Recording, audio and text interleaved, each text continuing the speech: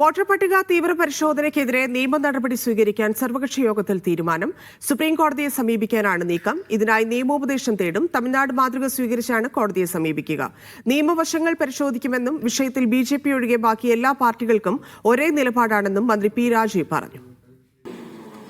അതിന്റെ നിയമവശങ്ങളെല്ലാം പരിശോധിക്കും. എന്തായാലും പ്രധാന രാഷ്ട്രീയ പാർട്ടി, നിയമസഭയിൽ പ്രാതിനിധ്യമുള്ള എല്ലാ പാർട്ടികളും ഒരേ സ്വരത്തിൽ തന്നെ ഈ തീവ്ര വോട്ടർ പട്ടിക പരിഷ്കരണത്തിനെതിരെയുള്ള നിലപാടാണ് സ്വീകരിച്ചിട്ടുള്ളത്.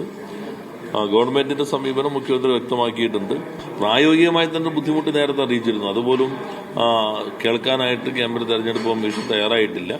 അത്തരം കാര്യങ്ങൾ സർക്കാരിന് തന്നെ കോടതിയുടെ മുൻപിൽ കൊണ്ടുവരാൻ കഴിയും എന്നാണ് കണക്കാക്കുന്നത്. സംസ്ഥാനത്ത് തീവ്ര വോട്ടർ പട്ടിക പരിഷ്കരണവുമായി കേന്ദ്ര തെരഞ്ഞെടുപ്പ് കമ്മീഷൻ മുന്നോട്ട് പോകാൻ തീരുമാനിച്ച സാഹചര്യത്തിലാണ് മുഖ്യമന്ത്രി സർവകക്ഷി യോഗം വിളിച്ചത്. ആ സർവകക്ഷി യോഗത്തിലാണ് ഇക്കാര്യത്തിൽ സംസ്ഥാനം കോടതിയെ സമീപിക്കാനുള്ള തീരുമാനം എടുക്കുകയാണ് എന്ന കാര്യം മുഖ്യമന്ത്രി വ്യക്തമാക്കിയത്. നിയമ നടപടികളുമായി മുന്നോട്ട് പോവുകയാണ് വേണ്ടത് എന്നുള്ള കാര്യം BJP ഒഴികെയുള്ള മറ്റ് രാഷ്ട്രീയ പാർട്ടികൾ എല്ലാം സർവകക്ഷി യോഗത്തിൽ അഭിപ്രായപ്പെട്ടു. അതിന്റെ ഭാഗമായി കൂടിയാണ് നിയമ നടപടികളുമായി മുന്നോട്ട് പോകാനൊരു തീരുമാനം സംസ്ഥാന സർക്കാർ കൈക്കൊണ്ടത്. ഇക്കാര്യം മുഖ്യമന്ത്രി യോഗത്തെ അറിയിക്കുകയും ചെയ്തു.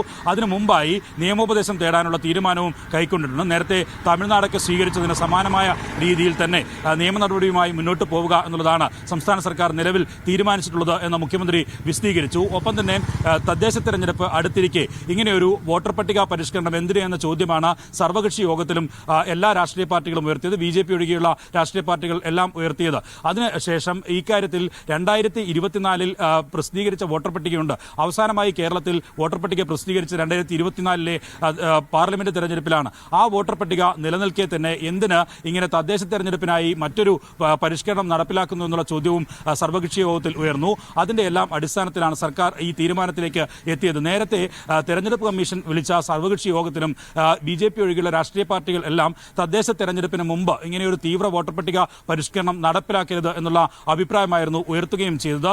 ഒപ്പം തന്നെ ഈ നിലപാട് സംസ്ഥാന തെരഞ്ഞെടുപ്പ് കമ്മീഷൻ അത് കേന്ദ്ര തെരഞ്ഞെടുപ്പ് കമ്മീഷനെ അറിയിക്കുകയും ചെയ്തിരുന്നു. പക്ഷേ അതെല്ലാം തള്ളിക്കൊണ്ടാണ് കേന്ദ്ര തെരഞ്ഞെടുപ്പ് കമ്മീഷൻ വോട്ടർ പട്ടിക പരിഷ്കരണവുമായി മുന്നോട്ട് പോകാനുള്ള തീരുമാനം കൈക്കൊണ്ടത്. അതിനെതിരെയാണ് ഇപ്പോൾ സംസ്ഥാനം നീങ്ങാനുള്ള തീരുമാനത്തിലേക്ക് എത്തിയിരിക്കുന്നത്. എന്തായാലും കേന്ദ്രത്തിന്റെ തീരുമാനപ്രകാരമാണ് ഇത്തരം നീക്കങ്ങൾ എന്നുള്ള ആരോപണം പ്രതിപക്ഷം ഉയർത്തുകയും പ്രതിപക്ഷ നേതാവ് തന്നെ ഇക്കാര്യത്തിൽ പലതരത്തിലുള്ള അഭിപ്രായങ്ങൾ ഉയർത്തുകയും ചെയ്തിട്ടുണ്ട്. അതുകൊണ്ട് തന്നെ ഇതിൽ കേരളം കക്ഷിയാകാതിരിക്കുന്നത് അത് ഈ സംഘപരിവാർ വിരുദ്ധ പോരാട്ടത്തിൽ ഒക്കെ മുന്നിൽ നിൽക്കുന്നു എന്ന് പറയുന്ന കേരളത്തെ സംബന്ധിച്ചിടത്തോളം തിരിച്ചടിയാണ്.